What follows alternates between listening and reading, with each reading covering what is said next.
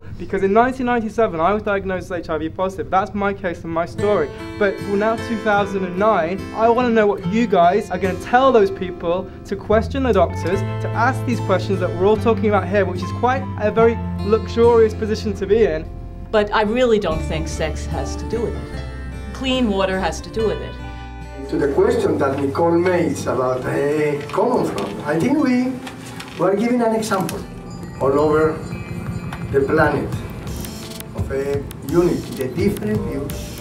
How, for instance, Etienne has different views to Peter, and we have different views, but we are united. United against what? Against pharmaceutical companies. We are united to save Africa. We are united to save the seropositive people. We are united to save people with the clinical manifestation with AIDS.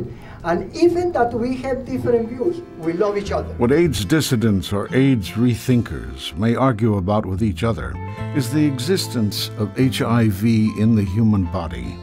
But the premise that unites them is that HIV is not the cause of AIDS. In pointed reference to those who deny the existence of the Holocaust, AIDS dissidents are pejoratively labeled denialists by mainstream scientists. Professor Peter Duesberg, one of the leading AIDS dissidents, has been hounded for his view that HIV is harmless and that recreational and pharmaceutical drugs have been the real cause of AIDS. He jokes with Elizabeth Ely, former chairperson of Rethinking AIDS, outside the Saturday banquet of the 2009 Rethinking AIDS Conference. Oh, I said yes, you're a good friend of mine. I'm a Holocaust denialist and a fascist. Oh. But it's also because you're German, right? yeah, I can't help that name. You know why they call us denialists? Because they're really reflecting their own stuff. I really believe, and I think I've heard you say, that Holocaust thinking, genocidal thinking comes from what we're observing in the AIDS system. Yeah. But it's such an abuse of the word, you know, this Holocaust. I mean, it's a bad thing, really a bad thing. It's a bad thing to compare everything to the Holocaust. Every little shit is now Holocaust tonight. Yes. If you don't believe what I'm saying right now, you're Holocaust tonight. Well, in America, yes. And it's not our stuff. So what are you denying then? What is it? Well, I'm denying that people are able to question openly things, you know? With what now? Like what subject? AIDS. Oh. You're denying that they should or should not? You believe in the HIV? I think that you should be given the chance to question it in public. Well, I sort of have it, but I mean, you know, it's certainly not favored. That you can say. It's censored quite heavily. Before seeing Duesberg as a threat to his career, Professor Robert Gallo, the scientist credited with the co-discovery of HIV, praised Duesberg as, quote, the guy who knows more about retroviruses than anyone else in the world, end quote. Little did he know, Duesberg would publish a paper 3 years later, challenging Gallo's newly accepted theory that the retrovirus, HIV, was the sole and necessary cause of AIDS.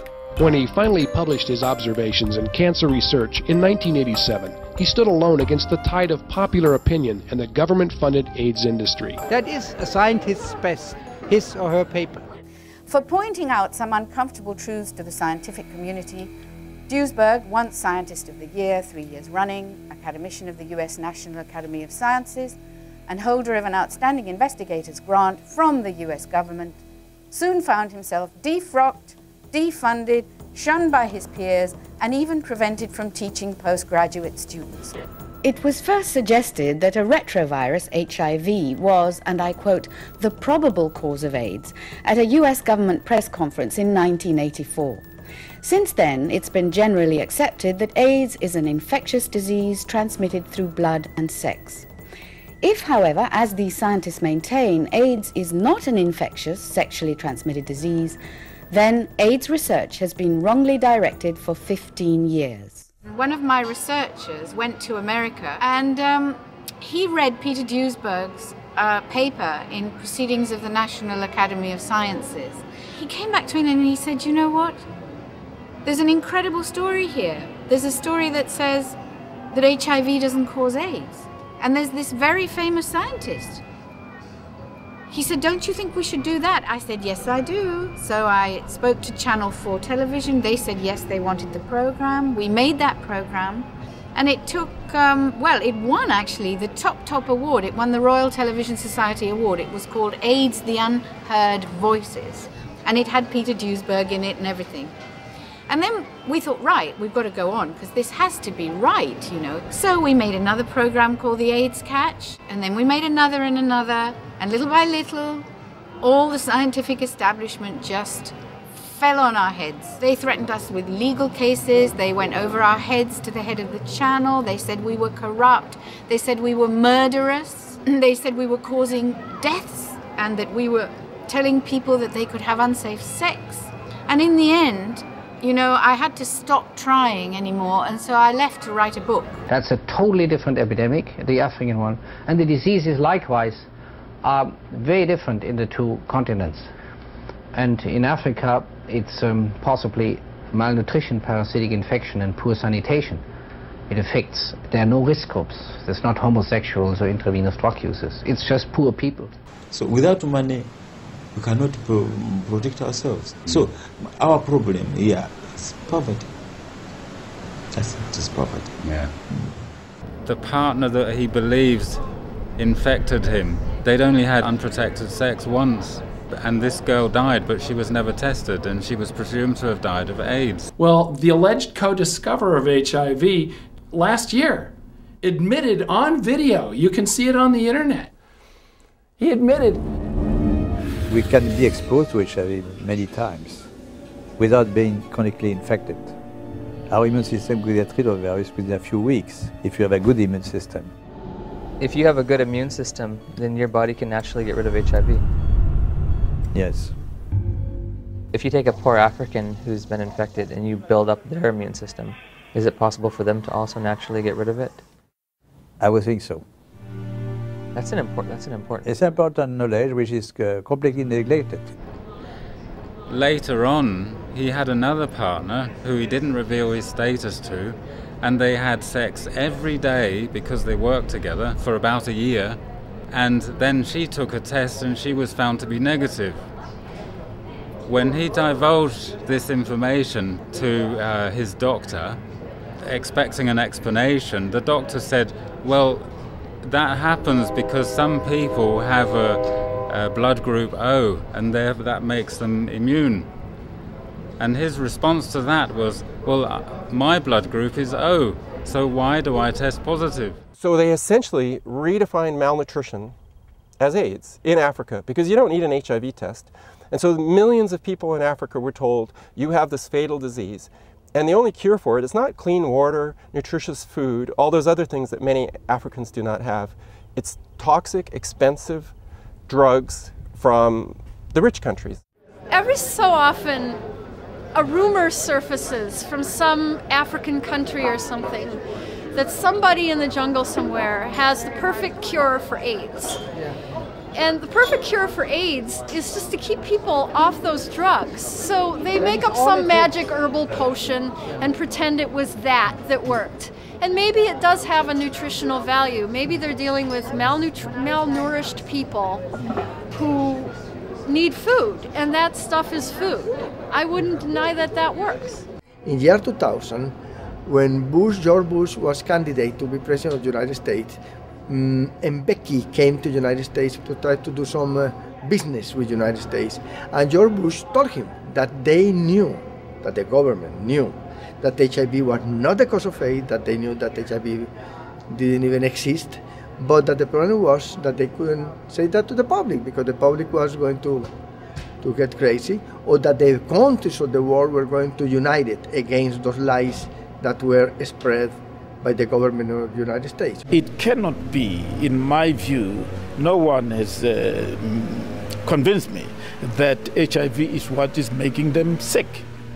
Peter Duesberg's science was influential to South Africa's public health policies. Duesberg served on President Mbeki's Presidential Advisory Committee, convened in 2000, which chose to deny access to antiretroviral drugs. namely AZT, in public state hospitals. The failure of South Africa to provide antiretroviral drugs in a timely manner is thought to have caused hundreds of thousands of preventable AIDS deaths. Dr. Peter Duesberg disputes that thought. If it's such a bad epidemic, the population declines. Here's the population curve of the South African population. This is a huge population explosion. They almost doubled the population during the deadly AIDS epidemic that's propagated by Time magazine, Newsweek, all these wonderful journals, Nature and Science. You never ask, where are actually all the cadavers? This began as an investigation. The Semmelweis Society International, a group of physicians, a nonprofit group, asked me to investigate allegations that Peter Duesberg was guilty of genocide in Africa. And after having investigated thousands of crimes in Los Angeles, I figured that it wouldn't be that hard. Either the genocide was occurring or it wasn't. And I figured it would take me 5 days, maybe 2 weeks, to figure these things out. And as it turned out, the investigation has only grown since then.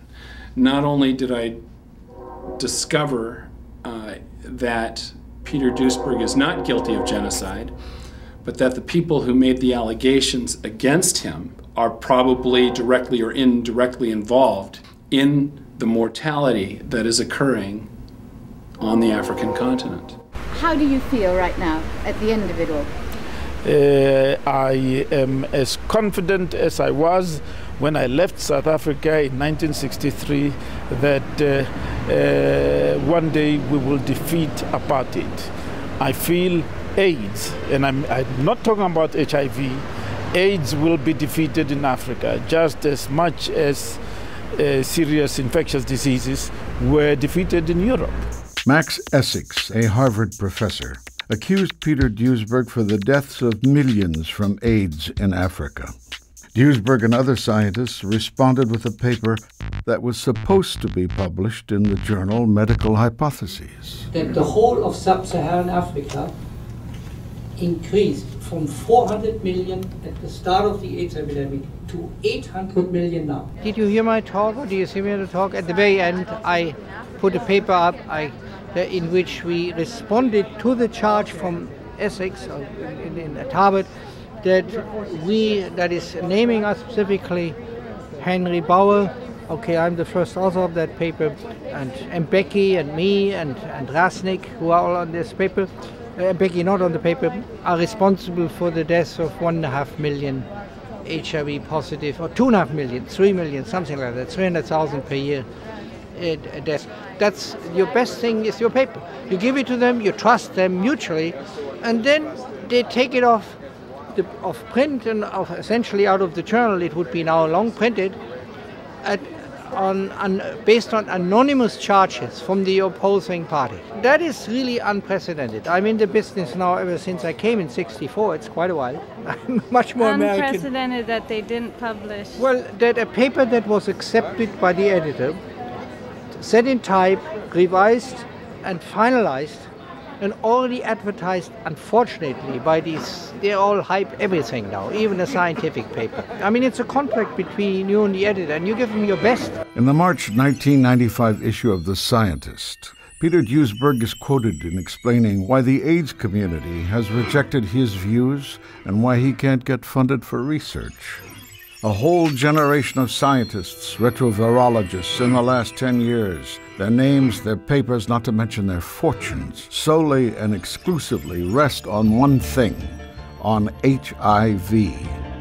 If HIV is not what it is said to be, many would be rightfully blamed for having intoxicated 200,000 Americans with AZT every 6 hours and panicked millions of people with a positive AIDS test. Had I taken those meds, they would have killed me and I would have never gotten to be where I'm at. I tested positive again in about 88 or 89 when they actually tried to prescribe AZT to me as well. I refused AZT because I saw it making people sick and dying, and I knew that the drug was making them sick, and just instinctively knew that. And then a friend in 1993 or 94 brought me a literary review copy of Inventing the AIDS Virus because he knew I was HIV positive. He said that it was about HIV not causing AIDS, and I thought, oh yeah, whatever. But when I read it, I already knew about AZT instinctively. So when I read it, it was just put 2 and 2 together, and I thought, oh yeah, that's all sounds like that's what's going on, and I became a dissident immediately. What's the most difficult thing you had to deal with? The death of my first partner that I was with since shortly after finding out I was positive when I was 18. We went to the same high school together. He ended up dying in January of 1997 of valley fever, which is also known as coccinpneumonia. It's a fungal infection of the lungs that is indigenous to the Southwest. Did he have HIV? He had HIV, and on the death certificate it says AIDS-related coccinpneumonia. But coccinpneumonia is also known as valley fever. It supposedly is only deadly if you're immunosuppressed or elderly or a child, but he was also taking AZT, which was making him immunosuppressed. Any use of AZT is, in my opinion, criminal because I think it killed over 300,000 gay men. Probably 20% of everybody to 25% of everybody that's on some sort of HIV medicine has AZT as one of its components. You know, AZT is a carcinogen, and it depletes bone marrow, and it's a cancer agent too. What is your view about the use of AZT and high-dose AZT in the early days of AIDS? I think zidovudine was a drug that was never really evaluated properly, and that its efficacy has never been proved, but its toxicity certainly is important. And I think it has killed a lot of people, especially at the higher doses. I personally think that it is not worth using alone or in combination at all. Here was this man, a world authority on the toxicity of drugs, saying on film that AZT, zidovudine, had killed, yes, he used the word killed, many people. Now you would imagine that this would lead to headline news and a stream of lawsuits. Not a bit of it. The well-oiled wheels of censorship saw to it that these words were never broadcast. HIV is, as you sure have heard many times, a retrovirus. Retroviruses I think they are the most harmless parasites we know. That's why they have never been linked to a disease until we have now detection methods to find needles in a haystack. In the good old days, when you have a virus that causes a disease, it's oozing all over the place. Because viruses like you and I have to do something for a living. You can't have a latent virus causing a fatal disease. That doesn't happen. So we can talk some more, okay? Thank you so much. Yeah. So. I don't get too caught up in all the scientific technicalities, like the current debate that's known within the movement about the existence of HIV, or HIV does exist but it doesn't cause AIDS. I don't care either way because I've been positive for 24 years, and either way I'm still living proof that it's harmless either way, or living proof that a positive HIV test is not a death sentence and does not require medication.